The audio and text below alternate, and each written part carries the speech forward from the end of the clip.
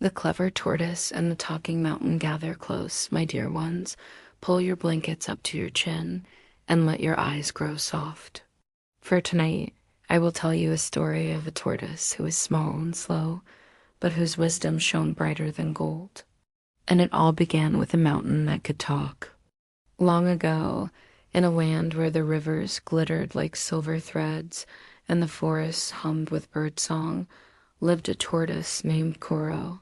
He was small, with a shell speckled brown and green, and though many animals teased him for being slow, Koro had something few others had: patience. Why crawl when you can run? Laughed the antelope. Why creep when you can leap? Teased the hare. But Koro only smiled. Slow feet can still reach far places if they keep moving, he would say. One summer, the rains did not come. The rivers shrank, the trees dropped their leaves, and the grass turned yellow. The animals grew worried. There will be no food left, cried the zebra. The waterholes are drying, shouted the wildebeest. The king of the animals, a mighty lion named Razi, called for a council. We must find water, he roared. Who among us can discover a source before we perish? Many volunteered: the antelope, swift as the wind; the hawk, sharp-eyed; the monkey, quick and clever. But none thought of the tortoise, who sat quietly at the edge. Very well, said Razi. Go forth and bring us hope. Days passed. The hawk returned with nothing but dust. The antelope found only thorn bushes. The monkey came back tired and empty-handed. At last, Koro raised his little head. May I try? The animals burst out laughing. You? You'll take a year to reach the edge of the plain. But the lion silenced them. Every creature has a gift. Let him go. So Koro set off. Step by slow step, he made his way across the hot land. The sun burned his shell, but he did not stop. The earth cracked beneath him, but he did not turn back. For Koro knew something the others did not: the wisdom of listening. On the third night, as the moon rose silver and round, Koro heard a voice rumbling through the hills. Who walks upon my roots? It boomed. Koro looked up. Before him stood a great mountain, its peak lost in the clouds. It is I, Koro the tortoise, he said softly. The mountain groaned like thunder. Why do you wander in the heat, little one? Our land is dry, said Koro. The rivers are gone, and my people thirst. Can you help us? The mountain was silent for a long while. Then it rumbled.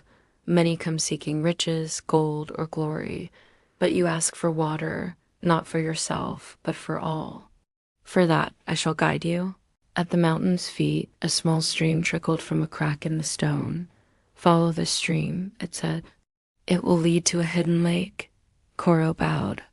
Thank you, great one. The journey was not easy. The stream wound through thorny bush and rocky paths. But Koro, step by slow step, followed faithfully. On the seventh day, he reached the hidden lake. Its water was clear as glass, surrounded by green grass and fruit trees heavy with shade. Koro dipped his tired feet and sighed with relief. I have found it, he whispered, but then came a hiss. From the reed slithered a great serpent with scales like emerald fire.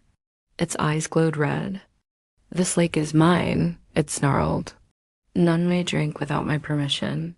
Koro's heart trembled, but he did not run. Great serpent, he said calmly, the land is dying. Will you let all creatures suffer when there is enough for all? The serpent laughed cruelly. Enough for me is all that matters, Koro thought quickly. Then let us make a test. If I can outwit you, you must share the lake. If you win, I will serve you forever. The serpent's eyes gleamed. Agreed. The serpent coiled. We shall race. Whoever circles the lake fastest shall win.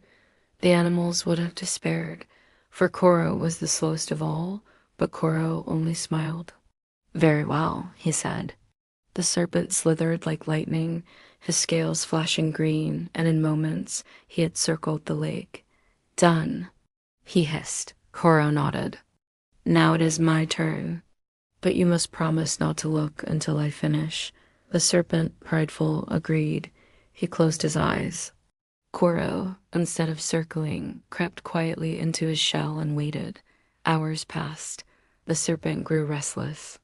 At last, he opened his eyes. "Are you not done yet?" he sneered. Koro poked out his head. "Ah, you looked before the race was finished. That means you lose." The serpent roared with fury, but a promise was a promise. He slithered back into the reeds, hissing, "The lake is yours. But beware, little one, I shall return." Koro filled a gourd with water and carried it back, step by slow step, all the way to the savannah. When he returned, the animals could hardly believe their eyes. "Water, sweet water," they cried, drinking eagerly. King Razi bowed low to the tortoise. "You have saved us, small one. Tell us, how did you succeed where the swift and strong failed?" Koro smiled gently, "Because I listened. The mountain spoke, the stream guided me, and even the serpent taught me patience. Slow feet, but steady heart. From that day on, the animals never mocked Koro again. They built their homes near the hidden lake, and whenever the rains failed, they remembered the tortoise who listened. And sometimes, on quiet nights, when the moon shone on the mountain, the animals swore they could hear its deep voice rumbling. Wisdom is not in speed, nor in strength, but in patience and kindness. Moral: true strength lies not in swiftness or power, but in patience, wisdom, and listening to the world around you."